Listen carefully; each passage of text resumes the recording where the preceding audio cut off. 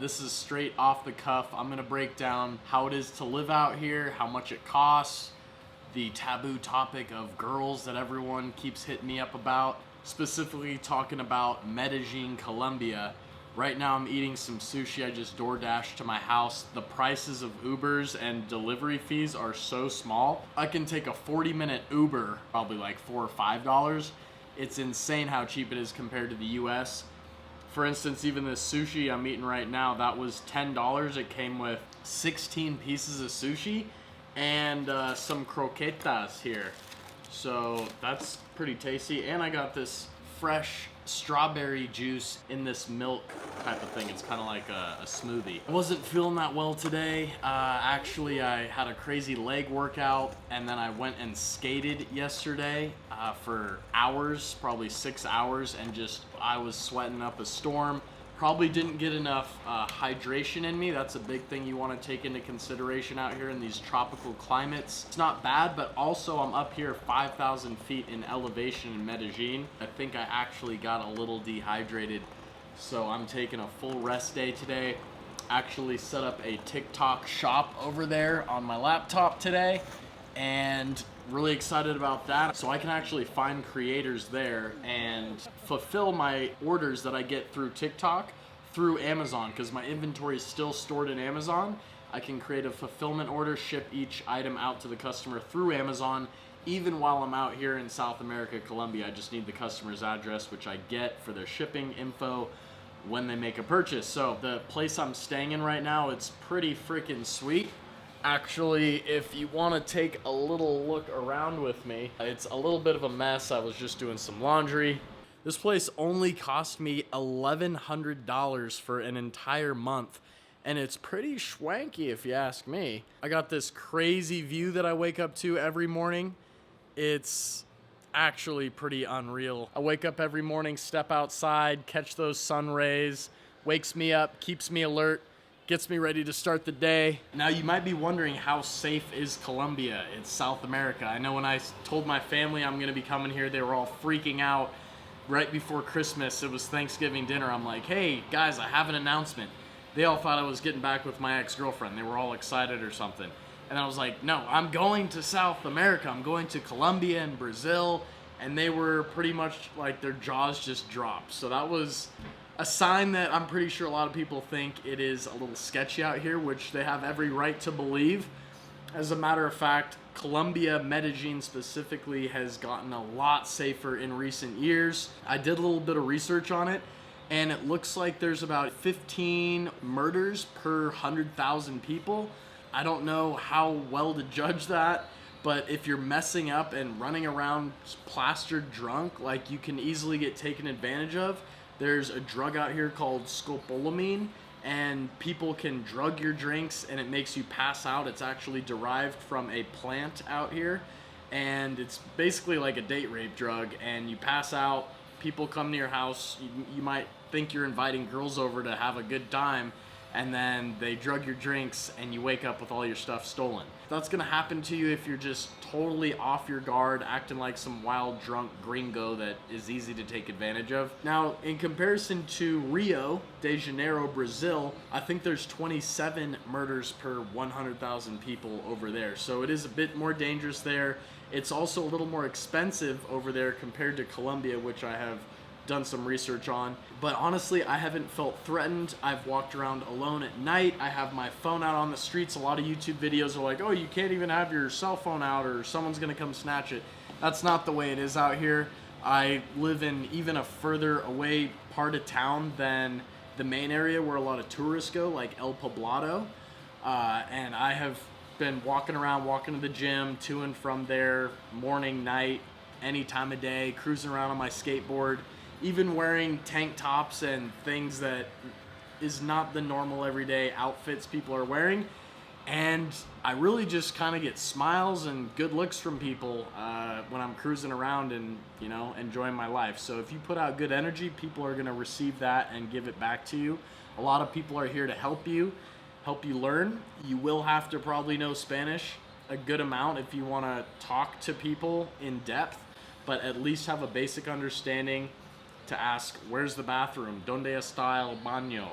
have some simple Spanish understood or have the Translate app on your phone. I upgraded my phone service to Verizon Ultimate Unlimited, where it was only $10 more, and now I have 10 gigs of data, and I can use my regular phone number and call free to the US and within this country.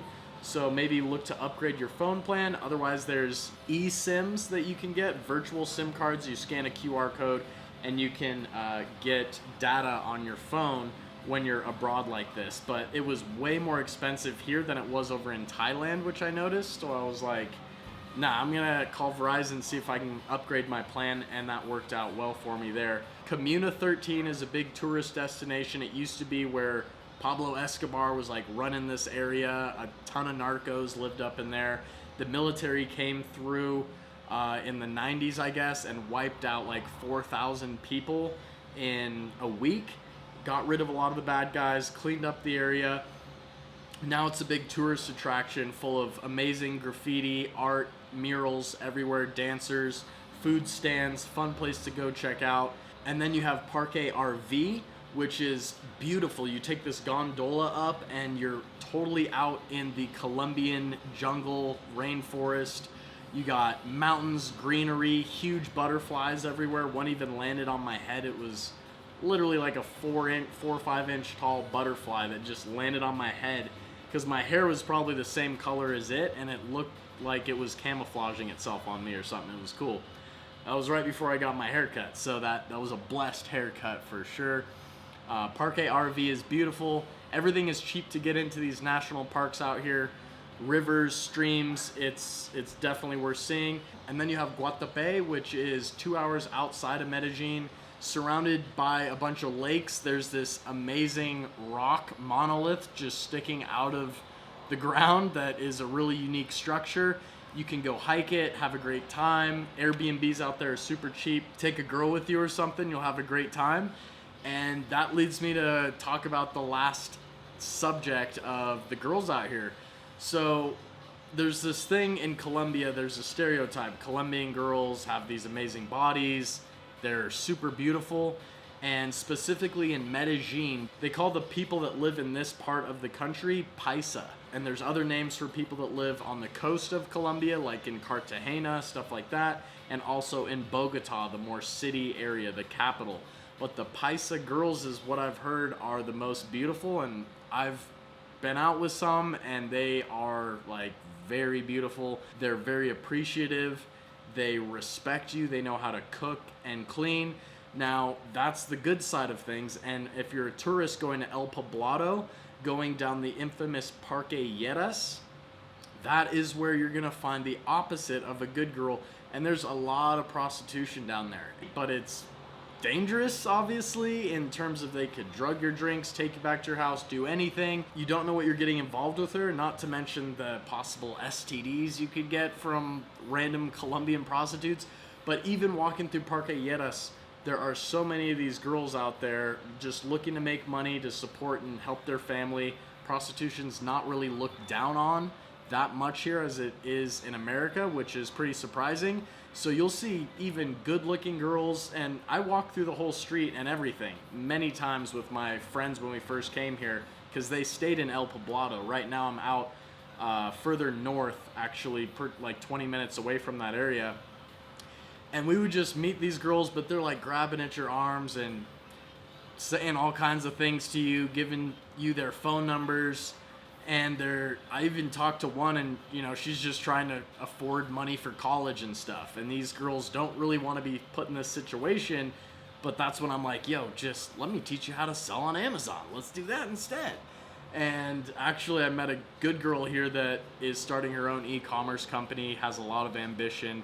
So you can find both different types of girls here. The easy ones, and honestly, it's not satisfying to go down there. Honestly, when I was walking through there, I was honestly kind of turned off, even though these girls are unbelievably gorgeous, like supermodel girls that are still prostitutes out there.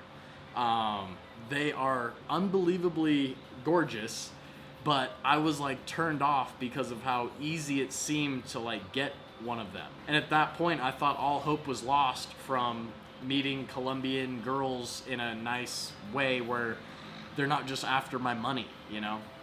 And I could actually make friendship, build a connection with somebody. So after that whole turnoff phase that I had when I was here, I just hunkered down, busted out a bunch of work, met some really cool guys, actually a gringo from California. We went around to all these amazing skate parks.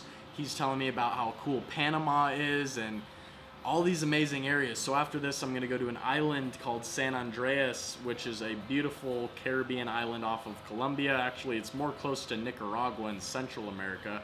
There's just so much to see here. I really recommend everyone come out to Colombia at some point in your life. Don't listen to what the mainstream is saying about the safety.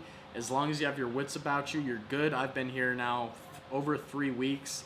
2 of those weeks I've been completely alone, and I'm solo traveling, feel great. I'm about as white as a dude that you can find out here that looks nothing like a local person here, and I haven't felt threatened at all. If you guys have questions about this, anything, you know, the cost, the safety, the girls, whatever you guys want to know, you can drop it in the comments, or I have my Instagram link in the description of this video. I recommend follow me there because I'm posting a lot of cool content of my day-to-day life here on my stories. I already had a really sick Colombia reel that I posted, and yeah, I recommend you guys check that out and follow me for more.